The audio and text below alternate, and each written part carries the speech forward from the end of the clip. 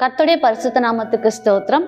இன்றைய மெய்வார்த்தை நிகழ்ச்சி மூலமாய் உங்கள் சந்திப்பதில் மிகவும் மகிழ்ச்சி அடைகிறேன். இன்றைய மெய்வார்த்தை லூக்கா 10:41. மார்த்தாளே மார்த்தாளே, நீ அநேக காரியங்களை குறித்து கவலைப்பட்டு கலங்குகிறாய். கர்த்தர் சொல்கிறார் மார்த்தாளை பார்த்து, மார்த்தாளே மார்த்தாளே, நீ அநேக காரியங்களை குறித்து கவலைப்பட்டு கொண்டிருக்கிறார்.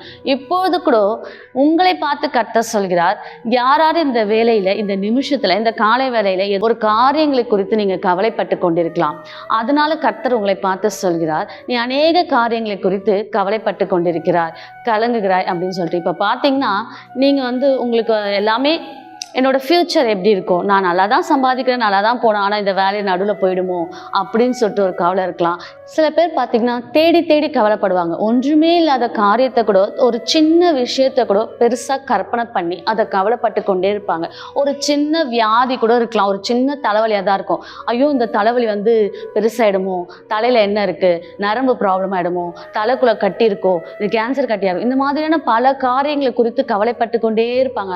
ஆனால் ஏசப்பா சொல்லி, நீ அநேக காரியங்களை குறித்து கவலைப்பட்டு கலங்கி கொண்டு, ஆனால் கலங்காதீங்க, கவலைப்படாதீங்க. எல்லாமே கர்த்தரிடத்தில் இருக்கு. படைத்தவர் அவர், நம்மளை படைத்த அவருக்கு நம்மளோட காரியங்கள் குறித்து அவருக்கு நன்கு அறிந்திருக்கிறவராய் அவர் இருக்கிறார். அதனால இனி நீங்க எதற்கும் கவலைப்படாதீங்க. உங்க கவலைகள்லாம் விட்டு விட்டு இயேசுவை மாத்திரம் நோக்கி பாருங்க. உங்க ஜபத்துல நீங்க தரித்துருங்க.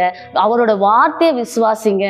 விசுவாசிச்சு கர்த்தர் ஃபியூச்சரை பார்த்துப்பாரு, கர்த்தர் என்னோட இருக்கிறாரு, இதெல்லாம் ஒண்ணுமே இல்லை, என் வாழ்க்கையை கர்த்தர் மாற்றுவாரு அப்படின்னு சொல்லிட்டு உங்க கவலைகளை நீங்க விடுங்க. நீங்க கவலைப்பட்டு கொண்டே இருந்தா என்ன ஆகும்னா, அந்த சின்ன இருதயமாக ஒரு டிப்ரெஷனுக்குள்ளாக போகும்.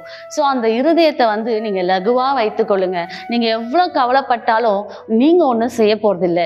கவலைகள் தான் நமக்கு மிகுதியா இருக்கும். அதனால பல பிரச்சனைகள் தான் நமக்கு வரும். ஸோ அதனால என்ன சொல்ல, நீங்க கவலைப்படாதீங்க, ஜெபம் பண்ணுங்க, விசுவாசிங்க. உங்களுக்கு கர்த்தர் நல்ல காரியங்களை வாய்க்க செய்வார். கர்த்தருடைய பரிசுத்த நாமத்துக்கு ஸ்தோத்திரம் உண்டாவதாக. பயப்படாதிருங்கள், கலங்காதிருங்கள், இயேசு உங்களை நேசிக்கிறார். ஒரு சிறிய ஜெபம் செய்வோமா? ஸ்தோத்திரம் கர்த்தாவே, ஏசப்பா, இந்த வேளையில அநேக பேர் ஆண்டவரே ஏதோ ஒரு காரியங்களை குறித்து கவலைப்பட்டு கொண்டிருக்கலாம். சரீரத்தின் காரியமாக குறித்து கவலைப்பட்டு கொண்டிருக்கலாம். காரியங்கள் எப்படி வாய்க்குமோ என்று கவலைப்பட்டு கொண்டிருக்கலாம்.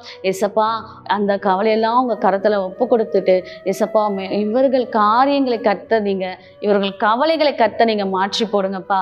இவங்க கவலைகளை நீங்க நீக்கி போடுங்கப்பா. இவங்களுக்கு சந்தோஷத்தையும் ஆதலையும் சமாதானத்தையும் நீங்க கொடுங்க ராஜா.